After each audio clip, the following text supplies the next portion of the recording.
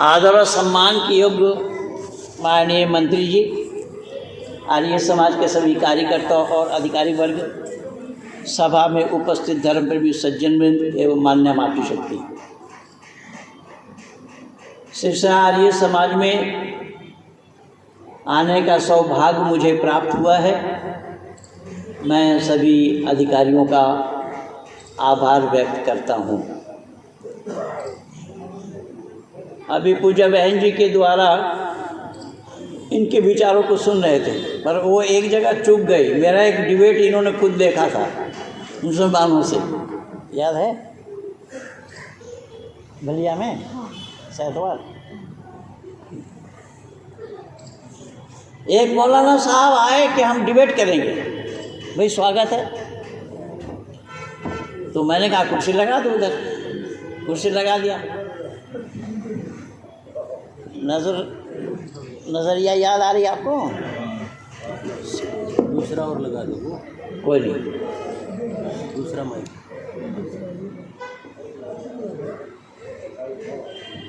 मौलाना ने कहा कि अल्लाह एक है।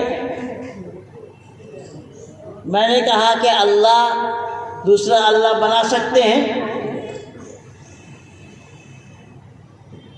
तो उन्होंने कहा कि हाँ, अल्लाह दूसरा अल्लाह बना सकते हैं, दूसरा नहीं, अल्लाह अनेक अल्लाह बना सकते हैं। मैंने कहा ठीक कह रहे हैं आप? बोले जी हाँ, बिल्कुल ठीक कह रहे हैं। मैंने कहा अल्लाह दूसरा अल्लाह बना सकते हैं, फिर कहा अनेक अल्लाह बना सकते हैं। मैंने कहा कि तुम्हारी बातें मूर्खतापूर्ण है। बोले क्यों? मैंने कहा कि तुम्हें ही नहीं अपितु संपूर्ण इस्लाम जगत के आलिमों को ये पता ही नहीं है कि बनाने वाला अल्लाह और बना हुआ अल्लाह दोनों में अंतर आएगा। एक बनाने वाला, दूसरा बना हुआ। समझ में आ रही है कि नहीं आई होगी? समझ में आती तो दाद देते।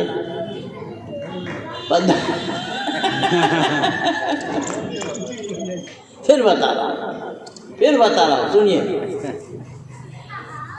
बनाने वाला और उसके द्वारा बना हुआ, तो दोनों में अंतर आया कि नहीं आया? एक तो बनाने वाला और उसके द्वारा जो बनाया हुआ होगा वो सर्वज्ञ है या अल्पज्ञ है? बना हुआ अल्पज्ञ होगा और जो बनाने वाला वो सर्वज्ञ होगा। समझ में आई कि नहीं? बहन जी ने देखी है वो शास्त्र सैतवार में।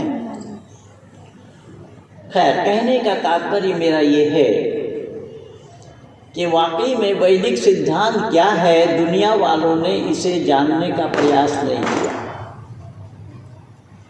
दुनिया के लोगों ने वैदिक सिद्धांत को जाना नहीं। कहाँ क्या लिखा है मंत्री जी? अच्छा, वैसे ये विषय डालिए।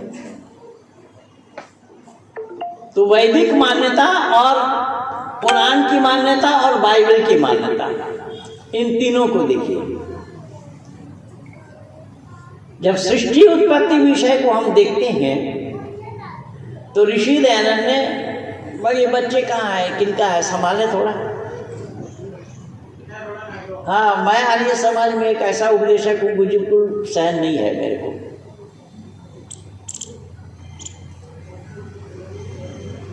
ऋषि दयानंद ने सत्याप्रकाश के 8वां समुल्लास में बहुत सुंदर स्पष्टीकरण दिया है।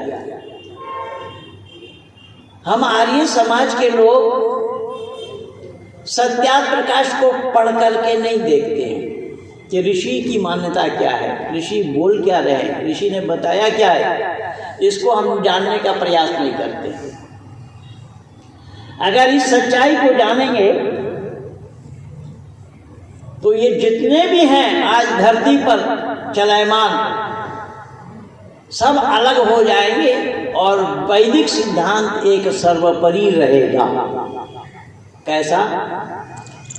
तो ऋषि दयानंद यहाँ सृष्टि उत्पत्ति विषय को लिखते हुए बतलाते हैं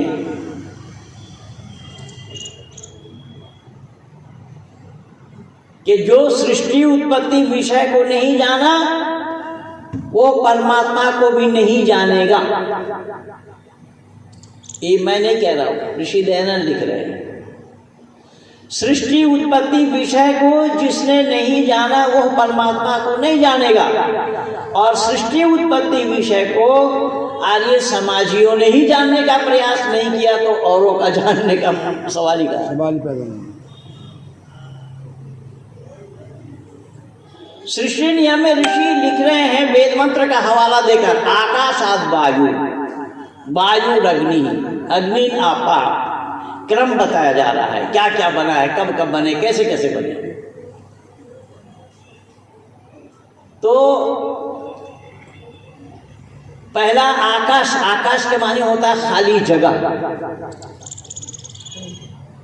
खाली जगह बनाई गई या खाली जगह पहले बना, और जगह खाली होने पर वहां पर हवा का झोंका है, और उस हवा के तेजी से अग्नि की उत्पत्ति, अग्नि के बाद जल, जल के बाद वनस्पति, और वनस्पति के बाद रेता, वीर्य जिसको बोलते हैं। अब सृष्टि का क्रम देखिएगा। ऋषि दयानंद कह रहे हैं, लिख रहे हैं सत्यार्थ प्रकाश के 8वां सबोल्लास में कि ये है बनाने का क्रम, लेकिन कुरान और बाइबल वालों ने इसे नहीं माना। कुरान वालों की मान्यता है वलक़द ख़लक़नस समावाति वल अर्ज़ फ़ी सित्तति अय्यामिन सुम्मा इस्तवा अलल अर्शि युदब्बिरुल अम्रा युफ़स्सिरुल आयात, कि अल्लाह ताला ने 6 दिन में ज़मीन और आसमान को बनाया। शब्द पर ध्यान देना, और एक जगह नहीं अनेक जगह अनेक बार कुरान में कहा है कि अल्लाह ताला ने 6 दिन में ज़मीन और आसमान को बनाया, 7वां दिन अर्श करार पकड़ा, अर्श पर जा बैठा। बाइबल वालों की मान्यता भी ठीक इसी प्रकार से है। बाइबल वाले क्या मानते हैं वो भी मैं आप लोगों को बता देता हूं। बाइबल वालों की मान्यता है उत्पत्ति विषय में कि आदि में परमेश्वर ने आकाश और पृथ्वी की सृष्टि की। बाइबल ने माना है आदि में परमेश्वर ने आकाश और पृथ्वी की सृष्टि की, लेकिन वेद में आया है आकाश बनाते समय पृथ्वी नहीं है, क्रम से बना है, लेकिन यहां क्रम नहीं है। और पृथ्वी बेडोल और सुनसान पड़ी थी, ये बाइबल की मान्यता है। पृथ्वी बेडोल और सुनसान पड़ी थी, और गहरे जल के ऊपर अंधियारा था। गहरे जल के ऊपर, तो गहरा जल के माने क्या होता है? जल के अंदर की जल के ऊपर होगा। गहरा जल हम किसको बोलेंगे? अंदर बोलेंगे ना। तो गहरा जल के अंदर में अंधियारा था, तो यहां ये बताया है उसके ऊपर अंधियारा था। तो जल के ऊपर अंधेरा होता है या उजाला होता है?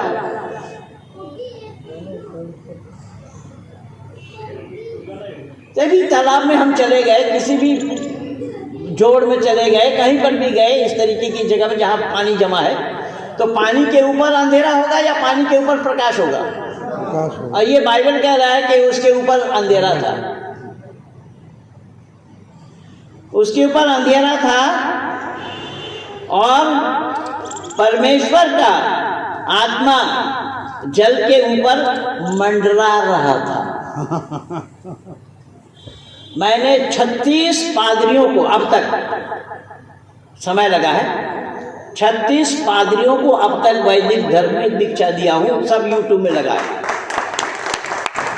सब यूट्यूब में लगा है। भारत से लेकर के वेटिकन सिटी तक के पादरी लोग मुझे ईसाई बनाने के लिए करोड़ों करोड़ों रुपया ऑफर दे, सारा यूट्यूब में लगा हुआ है।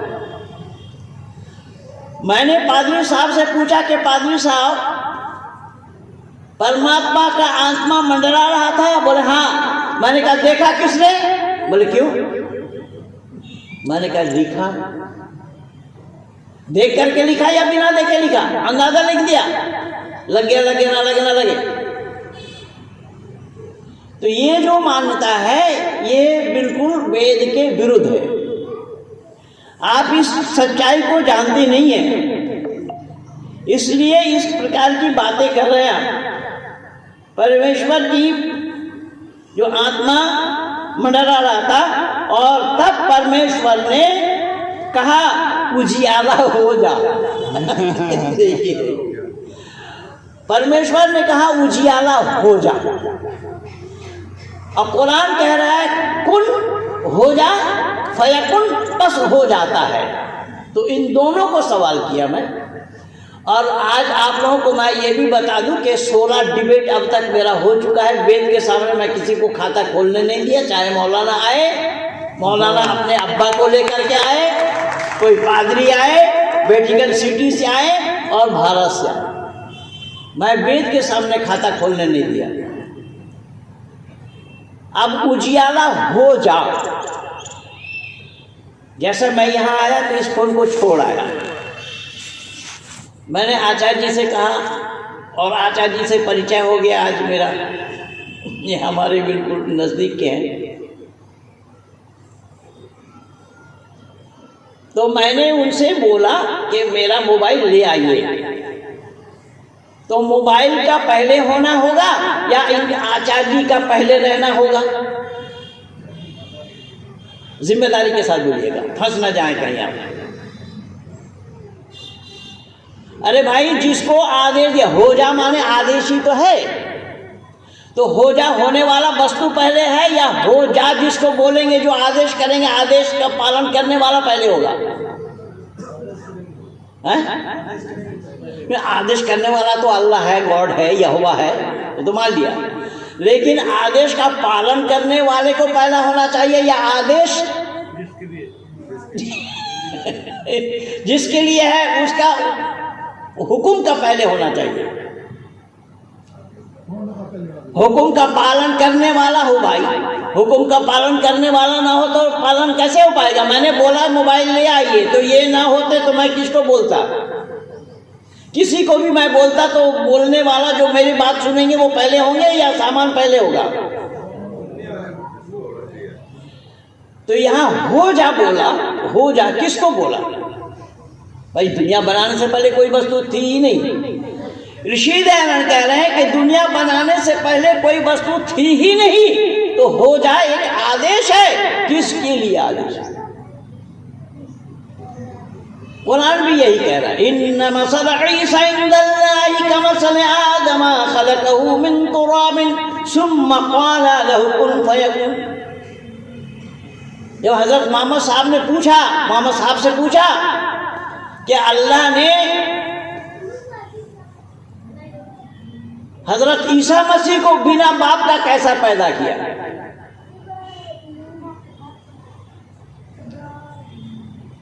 हजरत ईसा मसीह नाम के एक पैगंबर हुए कुरान के अनुसार और बाइबल के अनुसार। ये मास्टर जी को जगह दीजिए।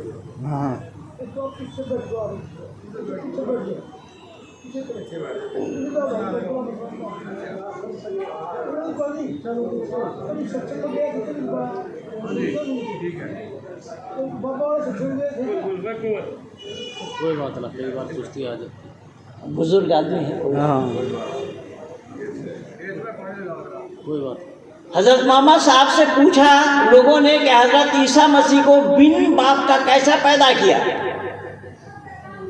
तो उसके जवाब में अल्लाह ने बोला कि अरे छोड़ो ईसा को, आदम को देखो, आदम को मैं बिना माँ और बिना बाप का पैदा किया। जब बिना माँ और बिना बाप का मैं पैदा कर सकता हूँ तो एक बिना बाप का पैदा करना मेरे लिए कोई कठिन काम है? मैं तो एक बार कहता हूँ हो जा, बस हो जाता है।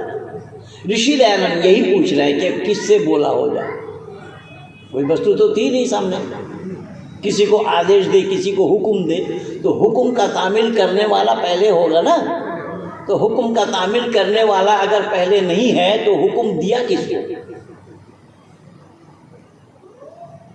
ऋषि दयानंद के सवालों का जवाब दिया।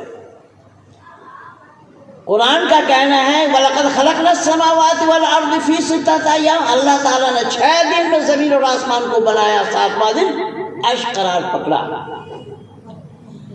मैं अभी कुछ दिन पहले बिहार के मोतिहारी में बोल रहा था, मोतिहारी शहर में बहुत सारे मौलाना लोग बैठे थे। तो एक मौलाना ने कहा कि साहब अल्लाह ने सबसे पहले सूरज बनाया। तो मैंने कहा कैसा बताया आपने? कि आपने कल अपने वक्तव्य में कहा था कि सूरज के बगैर अल्लाह को दिन का पता कैसे लगा कि 1 दिन 2 दिन 3 दिन 5 दिन 4 दिन 6 दिन 7 दिन हुआ? सूरज के बगैर कैसे पता लगा? इसलिए अल्लाह ने पहले सूरज बनाया। मैंने कहा ठीक कह रहे हैं आप। बोले हाँ अल्लाह ने पहले सूरज बनाया। मैंने पूछा फिर क्या आप सही बोल रहे हैं? बोले जी हाँ। क्या अल्लाह ने क्या बनाया? पहले सूरज बनाया। मैंने कहा रखा कहाँ? इसीलिए ऋषि दयानंद हवाला दे रहे आकाश आग वायु, जगह पहले होना चाहिए। जगह यहाँ जगह ना हो तो माइक का रखना संभव होगा? यहाँ जगह ना हो तो मेरा बैठना संभव होगा? ये जगह आप लोगों के लिए ना बनाई गई हो तो बैठना संभव होगा? तो आप लोग पहले हैं या जगह पहले है? ऋषि दयानंद यही कह रहे हैं। ऋषि दयानंद यही कह रहे हैं कि स्पेस पहले होना चाहिए। और उस जगह को भी तुमने 1 2 3 4 5 6 7 मान लिया। भाई आसमान का 7 होना क्यों और कैसे संभव है? बाइबल वालों ने 4 माना। तो ऋषि दयानंद कह रहे हैं कि आसमान का 7 होना, आसमान माने खाली जगह है, वो खाली जगह को 7 मान लेना ये बुद्धि विरुद्ध है और मानवता विरुद्ध भी है। लोगों ने इस सच्चाई को जानने का प्रयास नहीं किया। छत बनाई होगी है? छत बनाई होगी तो छत बनाएंगे तो उसका खूंटी खंभा सुतून कहाँ रहेगा? छत बनाएंगे तो उसका खूंटी खंभा होना चाहिए ना, नीचे टेक लगना चाहिए ना। बिना टेक का कैसे छत बनेगा? छत बनाने वाला ही होता है। हाँ बनाने वाला। तो वही तो बाइबल कह रहा है। बाइबल में वही बता रहा है। हाँ जी हाँ। तो ऋषि दयानंद कह रहे हैं कि ये वेद विरुद्ध है। वेद विरुद्ध इसलिए है कि यहाँ बनने का कोई तारतम्य नहीं है। जो मन में आया वो बक दिया। अब यहाँ बाइबल में ही बताया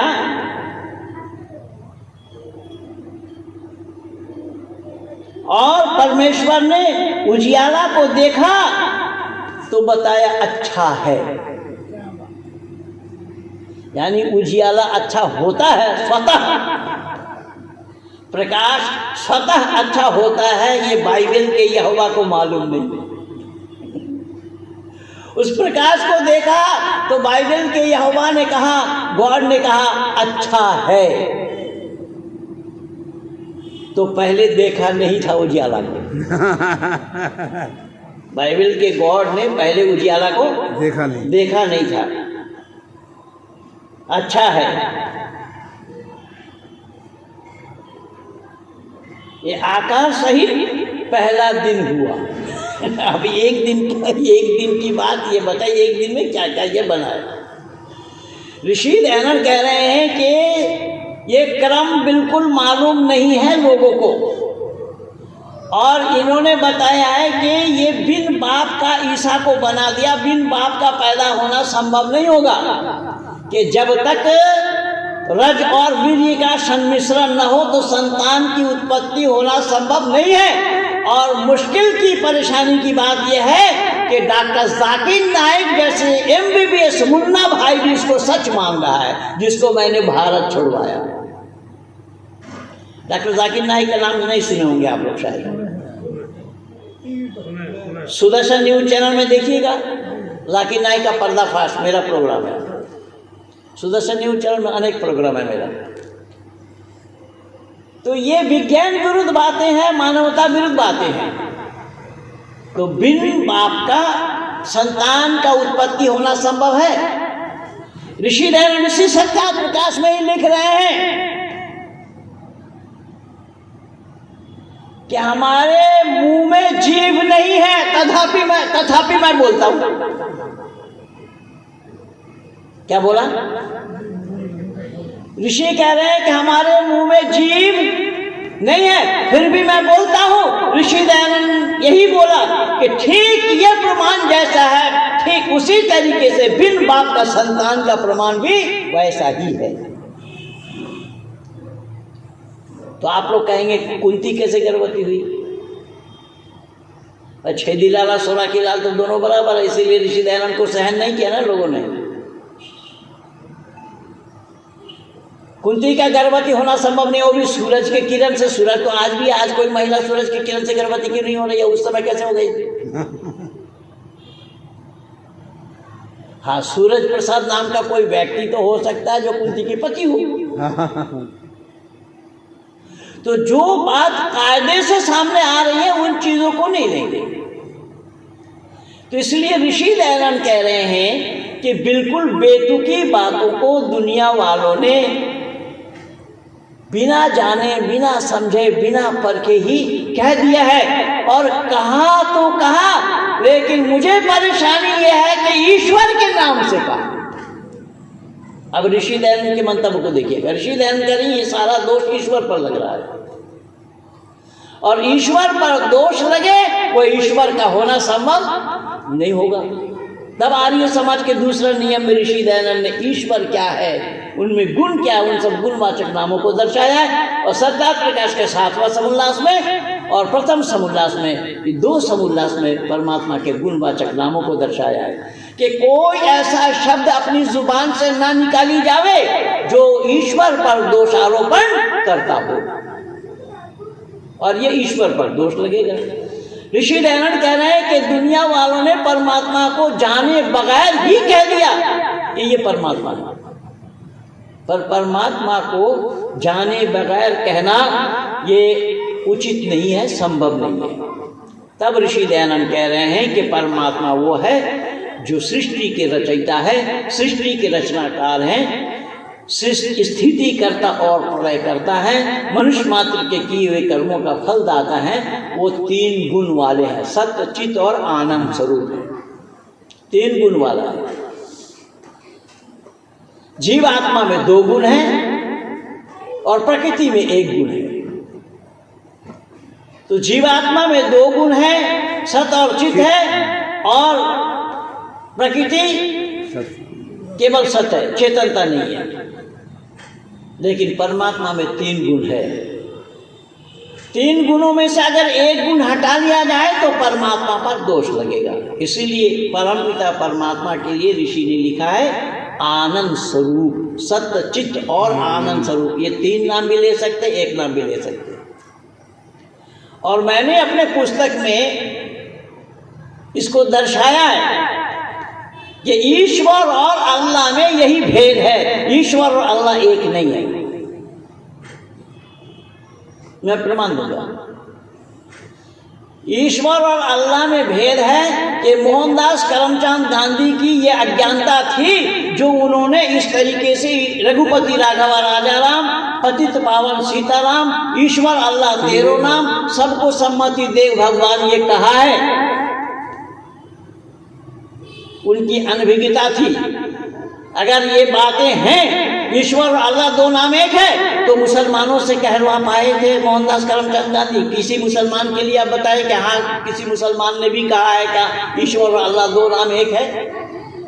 वो आपके गुरमीत राम रहीम सिंह बोला होगा, उसके सिवा कोई नहीं बोला, और ना जान करके बोला, बिना जाने बोला। ऋषि दयानंद कह रहे हैं जो परमात्मा 3 गुण वाला है, 3 गुणों में से 1 गुण हटाने से परमात्मा का होना संभव नहीं होगा, क्योंकि आनंद स्वरूप है। आनंद से कभी परमात्मा वंचित नहीं होते।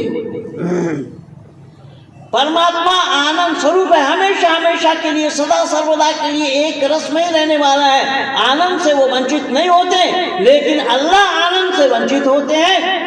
मैंने एक मौलाना साहब से कहा कि हुजूर आप नमाज क्यों पढ़ते हैं? तो बोले नमाज पढ़ता हूँ, अल्लाह का अदब बजा लाता हूँ, मेरे नमाज पढ़ने से अल्लाह राजी होते हैं।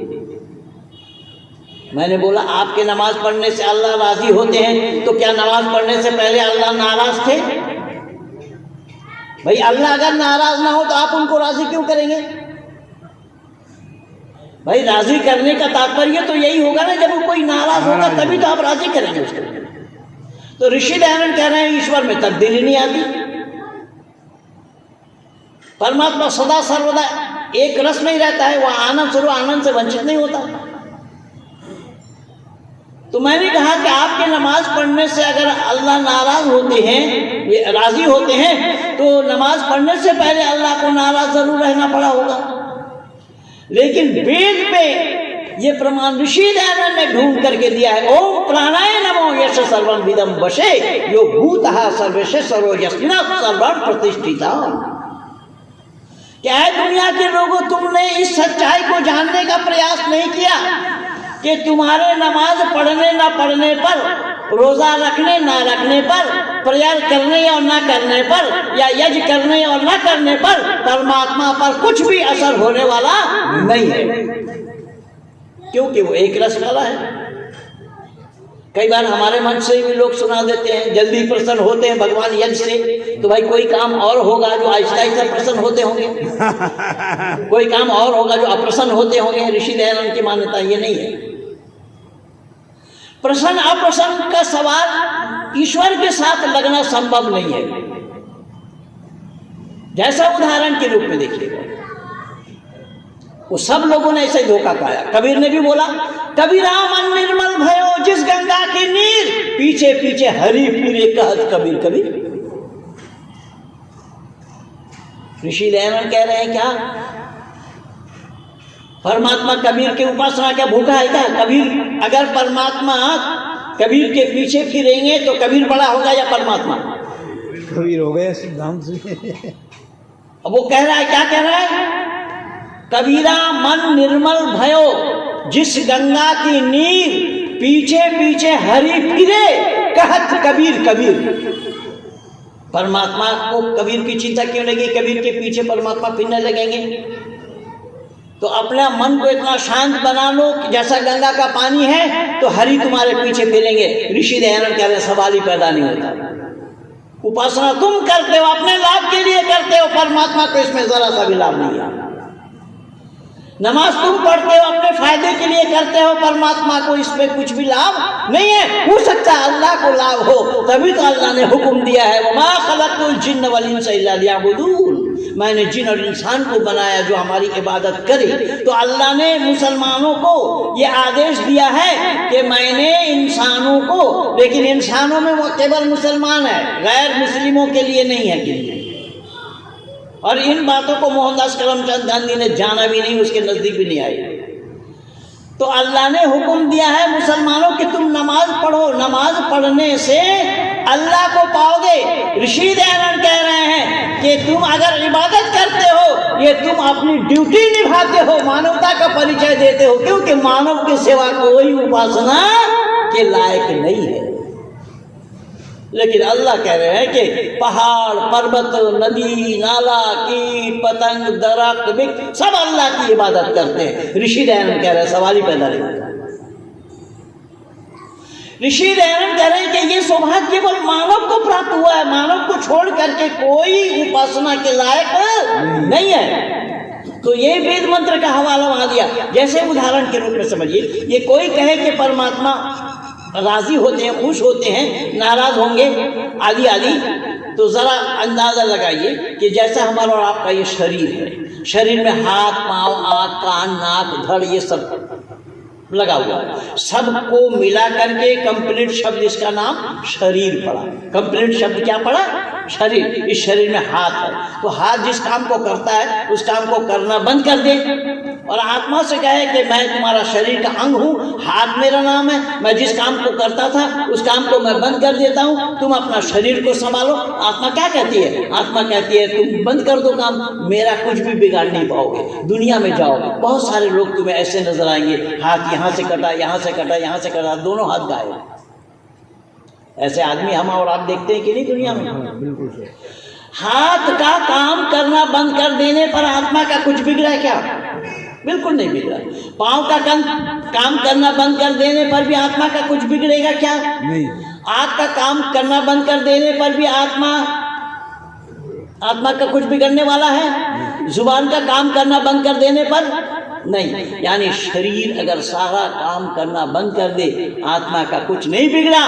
अब अंदाजा लगाइए, आत्मा स्थूल शरीर से ये कहना चालू कर दे कि भाई तुम लोगों ने काम करना बंद करने के लिए कहा था, किसी ने बंद तो नहीं की, लेकिन मैं आत्मा हूँ, आत्मा रूपी कार्य को, जिस कार्य को मैं अंजाम देती हूँ उसको मैं बंद कर दूँ, तुम अपना शरीर को संभालो। तो क्या होना है? हाँ जी प्रधान जी, कुछ लोग कहते हैं कि राम नाम सत हो जाएगा। राम नाम सत हो जाएगा ये तो कहते हैं हमारे हिंदू घराने वाले, लेकिन इन्होंने फिटिंग गलत बना रखा है। राम नाम सत केवल मुर्दों के साथ, विवाह मंडप में आप जाकर के बोलिए राम नाम सत, एक भी झाड़ू नीचे नहीं गिरेगा। फिटिंग गलत है, और फिटिंग गलत हो जाए तो हमारे बिजली मास्टर जल्दी बता देंगे कि शॉर्ट सर्किट होगा। तो यहाँ पर भी पूरा शॉर्ट सर्किट हुआ पड़ा है। परमात्मा को जानने का प्रयास नहीं किया लोगों ने, चाहे कुरान वाला हो, बाइबल वाला हो, ये जितने भी वाले हैं, वेद वाले को छोड़ करके जितने भी वाले हैं, किसी ने भी परमात्मा को सही जानने का प्रयास नहीं किया। अगर परमात्मा को जान करके मानते होते तो दुख का, मुसीबत का सामना करना नहीं पड़ता। इसीलिए तो मैं बोला ना कि लोग कहते हैं हम निर्धन हैं, लेकिन ये शरीर जो परमात्मा ने हमें दिया है कितनी कीमत है, करोड़ों रुपया आपको दे दे फिर भी आप देने के लिए तैयार नहीं होंगे, तो क्यों कीमत आपकी नहीं है? आप सही अर्थों में बेकीमतें वाले हैं, तो चिंता कब कर रहे हैं, सोच कब रहे हैं? और परमात्मा ने ये नेमतें हमें दी है, क्या हमने परमात्मा का शुक्रिया अदा किया? करना चाह रहे हैं, करना चाहिए कि नहीं करना चाहिए? यही तो ऋषि दयानंद कह रहे हैं कि ये कुरान वालों की जो मान्यता है, सूरह हज आयत नंबर 1, 2, 3, 4, 5 पढ़ लीजिएगा तो वहाँ पा जाएंगे, सूरह नंबर 62 है।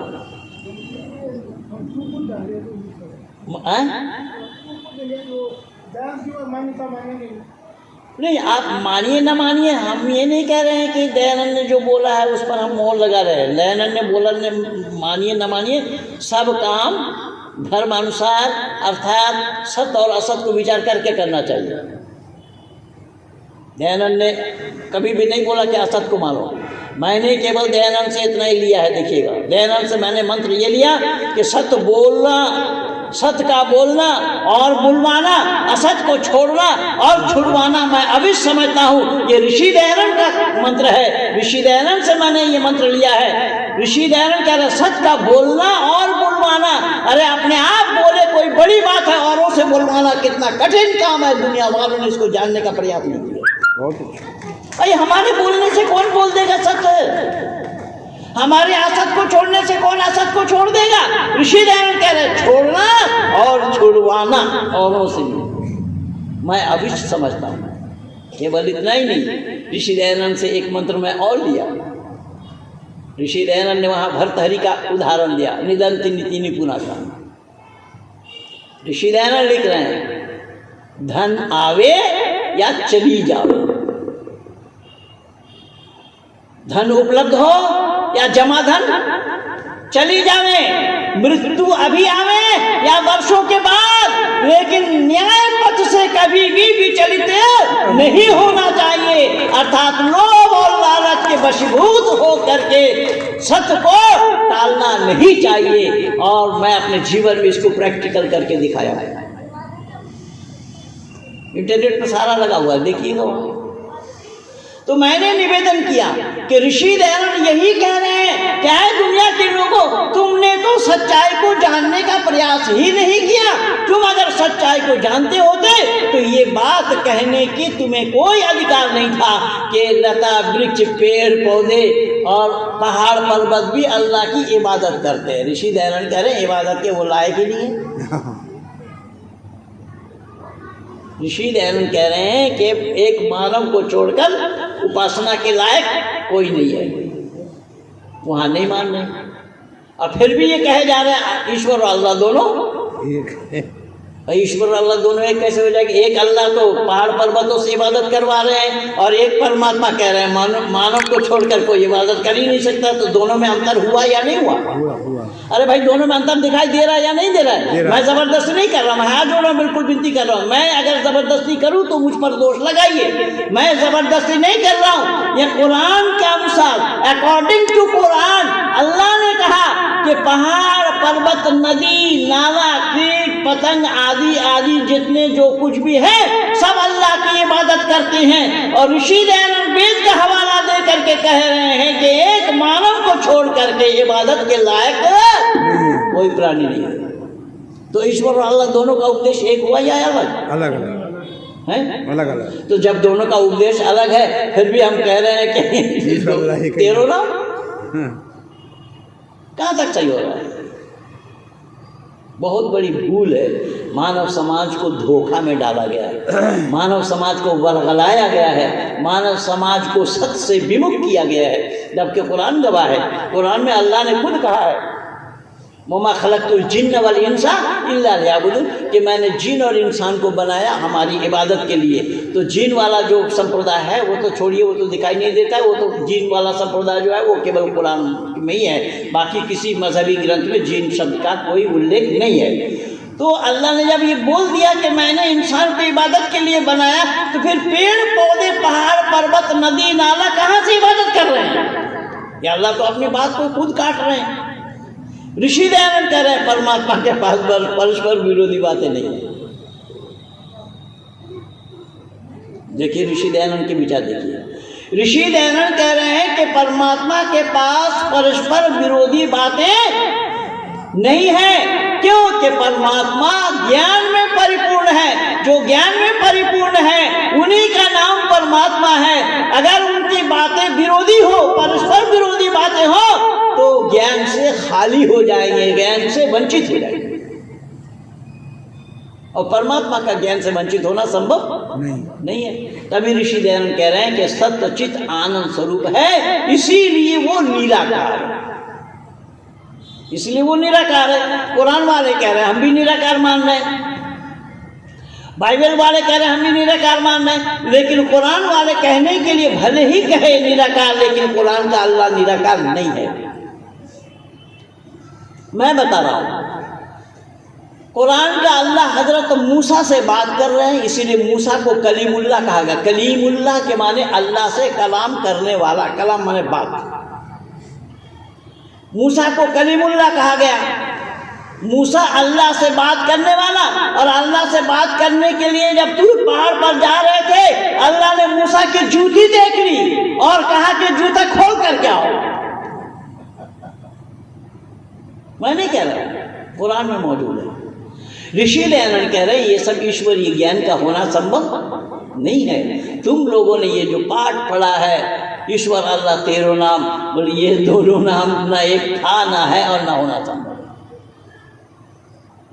दोनों नाम का एक होना संभव नहीं है, क्योंकि अंतर आ रहा है। परमात्मा ज्ञान में परिपूर्ण है और प्रकृति ज्ञान शून्य है। मानव समाज में जीव में कुछ ज्ञान है और कुछ अज्ञानता है, और ये अज्ञानता दूर करने के लिए परमात्मा का सानिध्य लाभ करता है। जीवात्मा ईश्वर का सानिध्य लाभ करता है। क्यों? अपनी अज्ञानता को दूर करने के लिए, परमात्मा से ज्ञान लेने के लिए। जैसा यहाँ देखिएगा, मैं आप लोगों से पूछ रहा हूँ या माइक से पूछ रहा हूँ? आप लोगों से, क्योंकि मेरे नज़दीक में तो माइक है। मैंने माइक से क्यों नहीं पूछा? मैं जानता हूं कि माइक में जवाब मिलना, माइक से जवाब मिलना संभव नहीं है। तो जब जवाब मिलना माइक से संभव नहीं है, ये मैं जान रहा हूं, इसके बावजूद मैं पूछने लगूं तो यही कहेंगे भाई रामदेव जी को, मंत्री जी कहाँ से ये उल्लू पकड़ के ले आए। बिल्कुल स्वाभाविक बात है कि नहीं? यही कारण बना कि ऋषि व देव दयानंद दिमाग का ताला खोल रहे हैं। दिमाग का ताला के ऋषि दयानंद खोल रहे हैं। यही तो बात है कि ऋषि दयानंद ने हमें डूबते हुए को बचाए, तो और लोगों ने, ऋषि दयानंद ने केवल बचाया नहीं, तैरना सिखाया। वाह वाह। और जो तैरने वाला होगा ना वो खुद नहीं डूबेगा और किसी को डूबता हुआ भी अपने नजर के सामने नहीं देगा। ऋषि दयानंद ने इतना बड़ा काम किया, लेकिन हम इतना एहसान फरामोश हो गए कि दयानंद का नाम लेना भी हम उचित नहीं समझते हैं। दयानंद के साथ हम विवेकानंद को खड़ा कर रखे। जो विवेकानंद गोमांस खा रहे हैं, जो विवेकानंद मूर्ति पूजा कर रहे हैं और कह रहे हैं खुद कि मूर्ति पूजा करना प्राइमरी क्लास की पढ़ाई है। भाई प्राइमरी क्लास की पढ़ाई है, अगर विवेकानंद कह रहे हैं तो मरते दम तक वो मूर्ति पूजा कर गए, तो मूर्ति पूजकों को देखेंगे कि प्राइमरी क्लास में ही रहेंगे क्या? उनको कॉलेज में यूनिवर्सिटी में जाना नहीं है।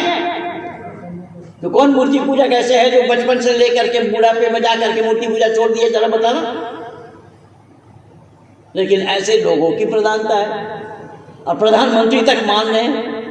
खैर मैं उधर नहीं जा रहा हूं। मैं कहने का मकसद और उद्देश्य मेरा ये है कि आज अज्ञानता की भरमार है। सच्चाई दिखाने वाला, सच्चाई बताने वाला ऋषि दयानंद को लोगों ने जानने का प्रयास नहीं किया। ऋषि दयानंद ने जो रास्ता दिखाया वो रास्ता सत्य रूपी रास्ता है और विष पी करके ऋषि दयानंद ने वो रास्ता दिखाया, तथापि लोग इसके नजदीक आने के लिए तैयार नहीं है। और स्वामी विवेकानंद कह रहे हैं प्रत्येक आत्मा अव्यक्त ब्रह्म।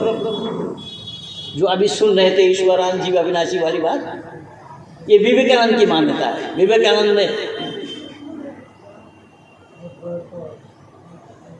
जो मान्यता उनकी है अद्वैतवाद वाली, अहम ब्रह्मास्मि वाली, तो उन्होंने शंकर को फॉलो किया और विवेकानंद ने कहा प्रत्येक आत्मा अव्यक्त ब्रह्म है। तो इसका मतलब व्यक्त करने वाला ब्रह्म कोई और है। अभी हम भाई विष्णुमित्र जी से चर्चा कर रहे थे कमरे में कि ये सवाल ही इन लोगों का गलत है। अभी पिछले रविवार को मेरा डिबेट था लखनऊ में इन्हीं ब्रह्म अद्वैतवाद वालों के साथ, अहम ब्रह्मास्मि वालों के साथ। तो मैंने केवल एक सवाल रखा।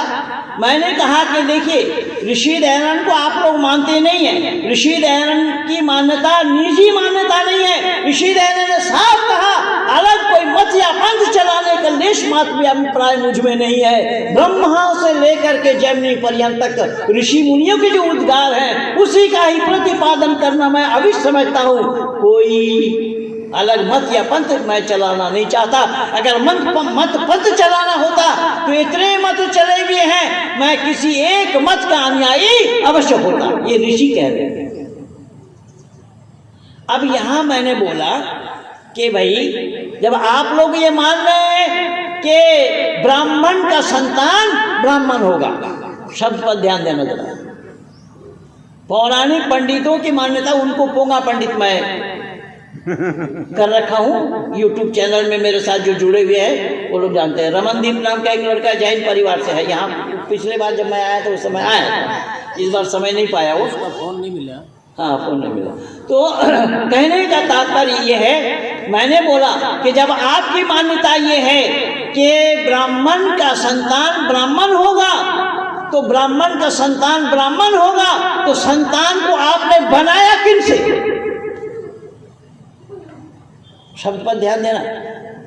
संतान को आपने बनाया किन से? आप लोग का क्या ख्याल है, संतान किन से बनाया जाता है?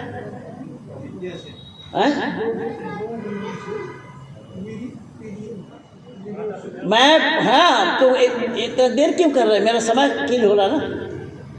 संतान पुरुष अकेला नहीं बना सकता, इसीलिए ईसा हो या करण हो सब बेकार और फजूल की बातें आएगी।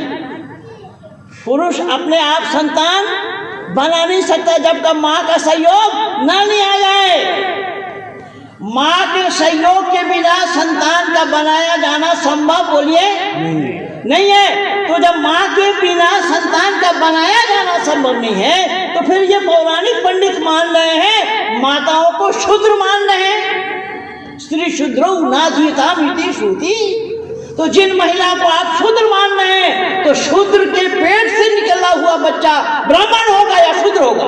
शूद्र होगा। समझ नहीं पाए होंगे आप। बिल्कुल सही बात है। शूद्र जिसको मान रहे उसका बच्चा तो शूद्र होगा। भाई माँ को अगर शूद्र माना गया तो उस शूद्र से आप बच्चा पैदा कर रहे हैं, संतान बना रहे हैं, तो संतान आपका ब्राह्मण कहाँ से हुआ? पंडित के पास कोई जवाब नहीं है और ना दे सकते। मैं क़यामत तक समय दे रखा हूँ कि हो सके तो आगे जाकर के जवाब देंगे। मैंने निवेदन किया कि ऋषिवर देव दयानंद की जो मान्यता है वो मान्यता उनकी निजी नहीं है। उन्होंने वैदिक सिद्धांत को, ऋषि मुनियों की मान्यता को, ऋषि मुनियों के उद्गार को उन्होंने व्यक्त किया है मानव समाज में। लेकिन ऋषि दयानंद को तो मानने के लिए तैयार नहीं है। ऋषि दयानंद के विचारों को मानने के लिए लोग तैयार नहीं है। ऋषि दयानंद के विचारों को अगर आप नहीं मानेंगे तो मैं दावा के साथ कह रहा हूं ऋषि दयानंद का कुछ बिगड़ने वाला नहीं है, लेकिन आप अपने आप ही अपना बिगाड़ कर रहे हैं, क्योंकि वेद की अवहेलना कर रहे हैं। ऋषि दयानंद ने सारा प्रमाण वेद से दिया। और इधर देखेंगे ऋषि दयानंद के पहले और ऋषि दयानंद के बाद में बहुत सारे लोग हुए हैं जिन्होंने समता का प्रचार किया, जिन्होंने समतावाद का प्रचार किया। वो कह रहे हैं कि सब में समानता होनी चाहिए, सब में बराबरी होनी चाहिए। मौलाना अग्निवेश को मैंने कई बार लतेड़ा, जवाब नहीं है इनके पास। मैंने कहा सब में समानता आप चाहते हैं? बोले हाँ। सब में बराबरी होना चाहिए? मैंने कहा, बोले हाँ। मैंने कहा कि जब मैं बाजार में घूम रहा था, एक मारुति कार में एक सुंदर सी लेडी बैठ करके जा रही है, उनके नरम नरम गोद में कुत्ता भी सफर कर रहा है। वो गाड़ी निकल गई, दूसरा एक कुत्ता मैं देखा इस दुकान में उस दुकान में पत्ता चाट रहा है। दोनों कुत्तों में जो व्यवधान है, आपके पास क्या समाधान है? दोनों में समता लाएंगे। अग्निवेश का 14 खानदान मिल करके नहीं बता सकता, ना जवाब दे सकता। समता उसी समय के मानने वाले, चाहे लेनिन हो ची मिन हो, माओ से तुम हो, ये जितने भी थे ये सब समता के प्रचारक थे, समता के मांग करने वाले थे। लेकिन ईश्वर को तिलांजलि दे करके समता का मांग कर रहे थे। और समता का मांग ऋषि दयानंद का भी था। ऋषि दयानंद योग्यता के बल पर समता बताया कि मेरिट के आधार पर समता हो, न कि अयोग्य आदमी को आप बिठा देंगे। तो अयोग्य आदमी को आप बिठा देंगे, वो जिम्मेदारी के साथ काम करेगा क्या? ऋषि दयानंद कह रहे हैं कि समता हम भी चाहते हैं। तीसरा समोल्लास पढ़ लीजिए सत्ता प्रकाश का, दूसरा भी पढ़िए तीसरा भी पढ़िए, दोनों में पा जाएंगे। ऋषि दयानंद कह रहे हैं इस बात को कि समता हम भी चाह रहे हैं, समता की मांग हम भी कर रहे हैं, लेकिन ईश्वर को छोड़े बगैर ऋषि दयानंद की समता की मांग है। और बाकी जितने भी हैं सबने ईश्वर को छोड़ दिया, ईश्वर को तिलांजलि दिया, केवल समता बोला। ऋषि दयानंद को पढ़ करके देखे, कहीं भी ईश्वर को नहीं छोड़ा। और इन ईश्वर के बारे में ना तो कुरान वालों को पता और ना बाइबल वालों को। वैदिक सिद्धांत में और पाश्चात्य संस्कृति में यही अंतर है। यही कारण बना कि मैं फिर बताऊंगा कि सिकंदर सलूकस मिटाने को आए, खुद ही मिट गए पर मिटाने ना पाए। ये भारत का मिटाया जाना संभव नहीं है। ये जो लोग ख्वाब देख रहे हैं, ख्वाब भले ही देखे, इससे कुछ फर्क पड़ने वाला नहीं है। ना मिटा है ये और ना मिटने वाला है। क्यों? कि ऋषि दयानंद की मान्यता ये है कि दुनिया की उत्पत्ति इसी भारत से हुई है। 10वां सबुल्लास पढ़ लिया। इस्लाम वालों ने भी माना इस बात को कि हजरत आदम अलैहिस्सलाम को जब जन्नत से निकाल दिए, देखिए उसमें क्या क्या बातें हैं, मैं कहाँ कहाँ क्या क्या बताऊं। कुरान और बाइबल के अनुसार केवल 6 लोग थे। आदम पत्नी और आदम के 2 बेटा 2 बेटी, वो 4 भाई बहन और ये पति पत्नी लोग। 6 आदमी में अल्लाह राजी नहीं थे। 6 आदमी में भाई लड़ा दिया, एक भाई को दूसरे भाई के हाथ मरवा दिया और मार करके 6 आदमी में भी शांति ये नहीं पाए। शांति की स्थापना नहीं कर पाए। एक भाई दूसरे भाई को मार दिया और कौवे से ज्ञान दे रहे हैं। जब पशु से ज्ञान लेना संभव है मानव के लिए, मानव पशु को ज्ञान देता है या पशु मानव को ज्ञान देगा साहब? पर कुरान और बाइबल के अनुसार अल्लाह ने कौवा भेज दिया। वो दोनों कौवा आए, कौवा दोनों आपस में लड़े, एक को मारा और उसको मिट्टी खोद करके कौवे ने दफनाया। तो आदम के दोनों संतानों ने, जो एक को मारा, दूसरे ने सोचा कि इसको भी हमें इस कौवे से सीखना चाहिए, मिट्टी खोद कर इसको दफना लेना चाहिए। अब बताइए, ईश्वर अल्लाह एक है? मैं हाथ जोड़ रहा, मिट्टी कर रहा। अगर मैं गलत बोल रहा हूं तो गिरबान पकड़ लिए। मैं अगर गलत बोल रहा हूं या बात समझ में नहीं आ रही है, उसके लिए मैं जिम्मेदार हूं। जो अल्लाह चार संतानों में आपस में एक दूसरे और मारे क्यों जानते हैं, वो भी बता दूं। असल में आदम के संतान जोड़ों जोड़ों में हुए, एक बेटा एक बेटी, एक बेटा एक बेटी। और अल्लाह ने नियम बना दिया कि भाई बहनों में शादी हो। अल्लाह का नियम बदलता है। अल्लाह का नियम बदलता है। जब आदि सृष्टि में कुरान और बाइबल दोनों ही बोला कि अल्लाह का नियम बदला कि आदि सृष्टि में भाई और बहनों में शादी थी, लेकिन फिर कुरान में आकर के अल्लाह ने कहा नहीं, भाई बहनों में अब शादी नहीं है। भाई बहनों में अब शादी नहीं है। तो भाई बहनों में तब शादी हुई तो तब धर्म था या धर्म? अरे यार, भाई बहनों में शादी होना धर्म है या अधर्म है? पहले बोलिए आप। भाई बहनों में शादी होना जब अधर्म है, और ऐसे अधर्म करके बाइबल का कुरान, ये गॉड और कुरान का अल्लाह कह रहा है ये धर्म है, तो फिर भी आप कहेंगे कि ईश्वर और अल्लाह एक है? नहीं। अब इसमें भी आप देखिएगा कि आदम पे पत्नी को अल्लाह ने कैसे बनाया। अल्लाह ने आदम को मिट्टी से बनाया, अल्लाह को महिला बनाना नहीं आया। और अल्लाह के माया, आदम के माया पसली के हड्डी निकाल कर महिला को बनाया, उसके स्त्री को। और इस्लाम वालों की मान्यता है कि दाया पसली के बजाय माया पसली की एक टेढ़ी हड्डी कम है। तो मैंने उन लोगों से पूछा, इस्लाम वालों से, कि दाएं के बजाय बाएं पसली की अगर एक टेढ़ी हड्डी कम है तो कुरान के अनुसार वइन खिफ्तुम अल्लाह तुक़सितू फिल यतामा फनकिहू मा ताबा लकुम मिन निसाए मसना व सुलासा व रुबा व इन तअदिलू फवाहिदतन अव मा मलकत अयमानुकुम। कुरान खुद कह रहा है कि अगर तुम लड़कियों के साथ सुविचार नहीं कर पाओगे तो तुम शादी करो, निकाह करो, 2-2, 3-3, 4-4, लेकिन समान विचार होना चाहिए। तो अगर एक पत्नी के कारण एक बाया पसली की टेढ़ी हड्डी कम है और जिनके पास 4 पत्नियां हैं उनकी हड्डी कितनी कम होनी चाहिए? 4। लेकिन मेडिकल साइंस के अनुसार हड्डी कहीं भी कम नहीं है। और इसके बावजूद भी कोई ये कहे कि कुरान, ईश्वर और अल्लाह दोनों एक है, वेद और कुरान और बाइबल सब एक है, ये कैसा संभव हो रहा है? इसलिए इसको जानना बहुत ज़रूरी है। ये जानकारी ऋषिवत देवदयानंद ने दी है। देवदयानंद ने दुनिया वालों से कहा क्या है, दुनिया के लोगों, यही तो कारण बना कि सृष्टि उत्पत्ति विषय को जानो। पहले सृष्टि उत्पत्ति विषय को जाने बगैर परमात्मा का भी जाना संभव नहीं है। इसीलिए ईश्वर सत्य चित्त आनंद स्वरूप और निराकार है। लेकिन कुरान वालों ने बोल दिया निराकार, पर अल्लाह निराकार नहीं है। यही तो मैं बोला ना, वलक़द खलक़ना समावाति वल अर्ज़ फ़ी सित्तति अय्यामिन सुम्मा इस्तवा अलल अर्श युदब्बिरुल अम्र यफ़स्सिलुल आयात। कि अल्लाह ताला ने 6 दिन में ज़मीन और आसमान को बनाया, 7वां दिन आराम किया, तख्त पर जा बैठा, अर्श पर जा बैठा। तो बैठने वाला साकार होगा या निराकार होगा भाई? साकार होगा। बैठने वाला साकार होगा या निराकार होगा? साकार होगा। और ऋषि दयानंद कह रहे हैं कि ईश्वर के साथ बैठने का कोई सवाल ही पैदा नहीं होता। अछुक्रम अकायम शब्द आया है ईश्वर के लिए, अछुक्रम अकायम शब्द आया है। उसकी कोई काया नहीं, कोई प्रतिछवि नहीं, कोई प्रतिमूर्ति नहीं है।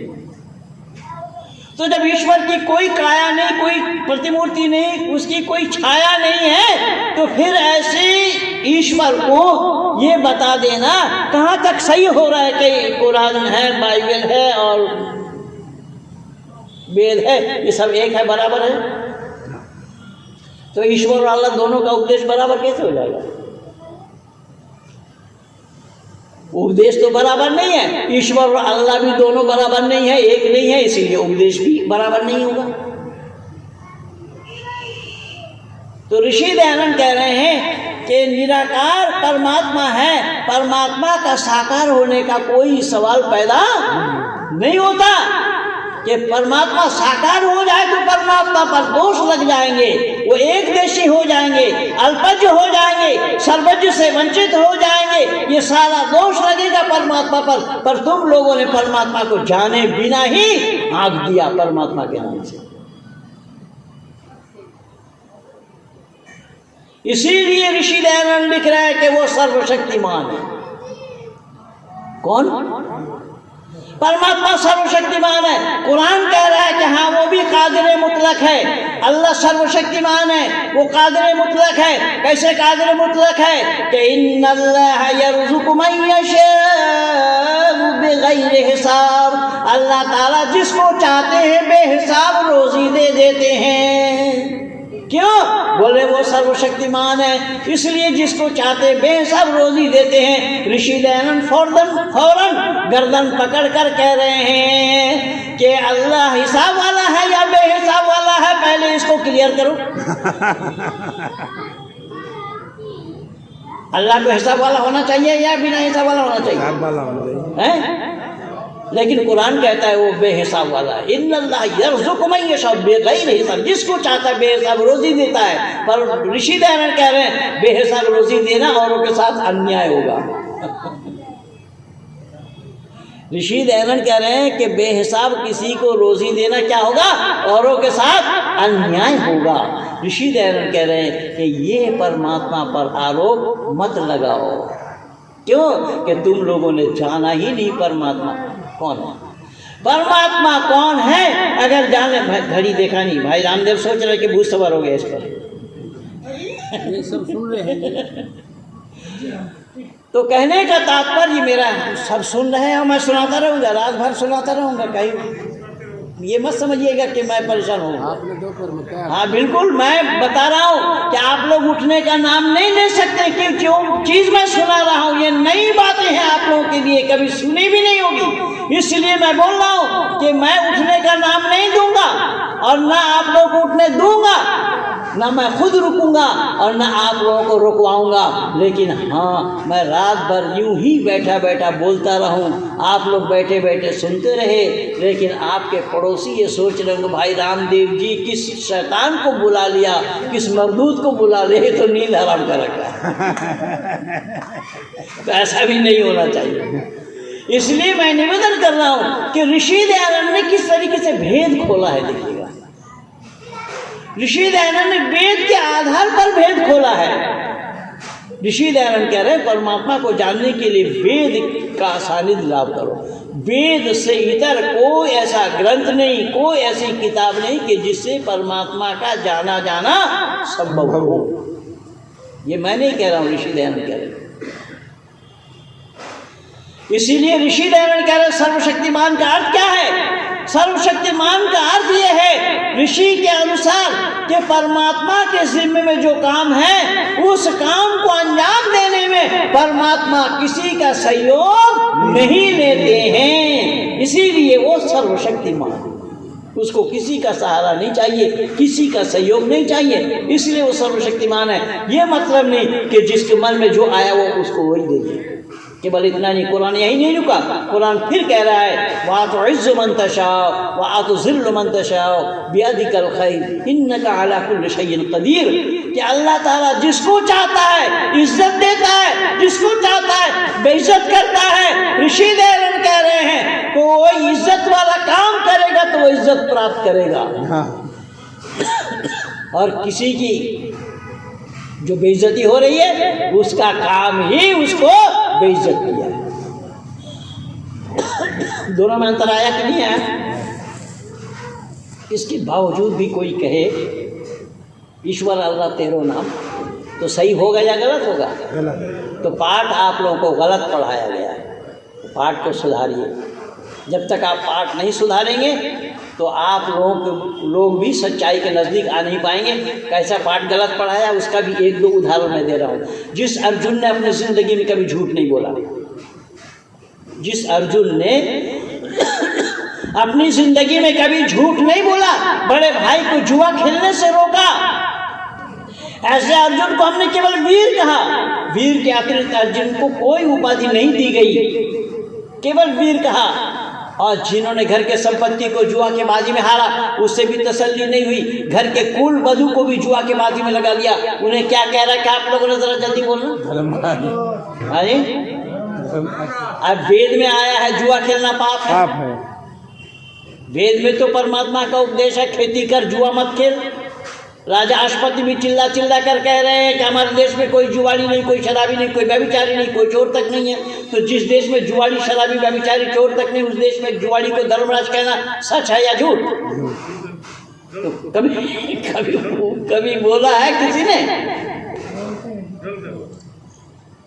इसी तरीके के अनेक बातें हैं जो झूठ हम लोगों को पढ़ाया गया है। इसीलिए मैं कहूंगा कि आज बिगड़ी है डगर, उस बिगड़ी डगर को बदलो, गांव को बदलो और नगर को बदलो। टोपी को बदलने से न बदलती है निजाम, घर बदलना इंसान के सर को बदलो। आज समय आया है इंसान के सर को बदलने का, और सर को बदला जा सकता है केवल विचारों के द्वारा, दूसरा कोई रास्ता नहीं। सर का बदला जाना संभव नहीं है विचारों को छोड़कर। सर को अगर बदलना होगा तो विचारों के द्वारा ही बदलना पड़ेगा।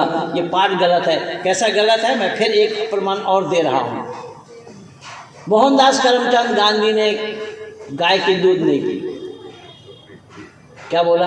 गाय का दूध मैं नहीं पीऊंगा, गाय दूध देती है अपने बछड़े के लिए। तो उन्होंने दूध गाय का पिया? बकरी का। तो गाय दूध देती है अपने बछड़े के लिए, और बकरी किसके लिए दूध देती है? गांधी के लिए। और गाय तो एक बच्चा देती है और बकरी 2, 3, 4। तो एक का हक तो नहीं मारा, 4 का मार दिया, फिर भी आंसर वाली बता रहे। तो इस तरीके की बातें भरमार है। जहाँ बोलिएगा, चाहे वो सामाजिक क्षेत्र में हो, राजनीतिक क्षेत्र में हो और धार्मिक क्षेत्र में हो, तीनों जगह इसी तरीके से पर्दा डाला गया है। समाज पर पर्दा डाला गया है, सत्य पर पर्दा डाला गया है, मानव के अकल पर पर्दा डाला गया है, और सब मिला करके मानव समाज को अंधकार में ही धकेला गया है। हमें निकलना होगा। मैं एक प्रमाण और दे रहा हूँ। आदि गुरु शंकराचार्य को वेद उद्धारक कहा।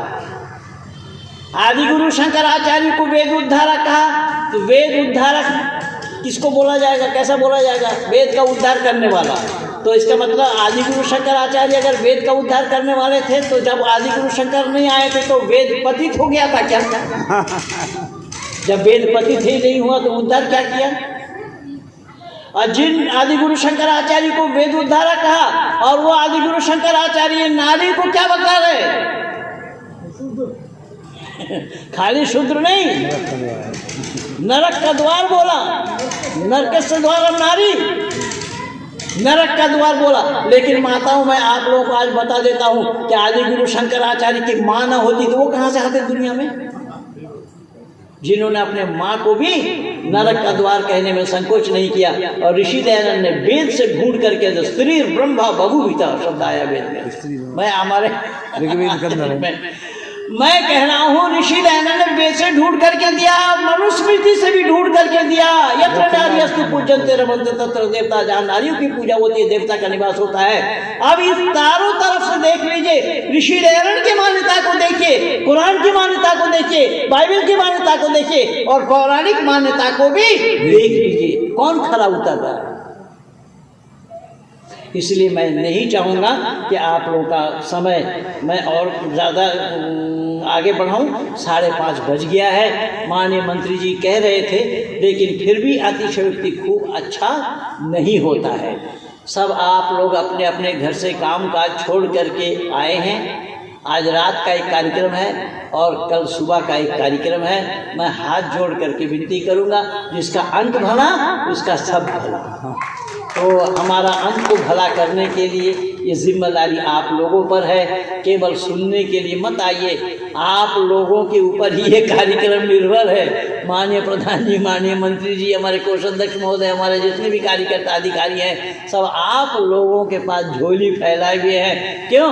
कि आपके आर्थिक सहयोग के बिना ये कार्यक्रम का पूरा किया जाना संभव नहीं है। तो जो अब तक नहीं दे पाए हैं, कल उनसे विनती कर रहा हूँ कि ज़रूर अपने जेब में कुछ न कुछ मुद्रा डाल करके लाएंगे, जो माननीय मंत्री जी को प्रसन्न कर दे, जो मंत्री जी कर्जा में ना हो जाए, समाज कर्जा में ना हो जाए, ये जिम्मेदारी आप लोग की है। इन्हीं शब्दों के साथ मैं अपने वाणी को विराम दे रहा हूँ। कि ये भारत माता की बहुत अच्छी, बहुत अच्छी।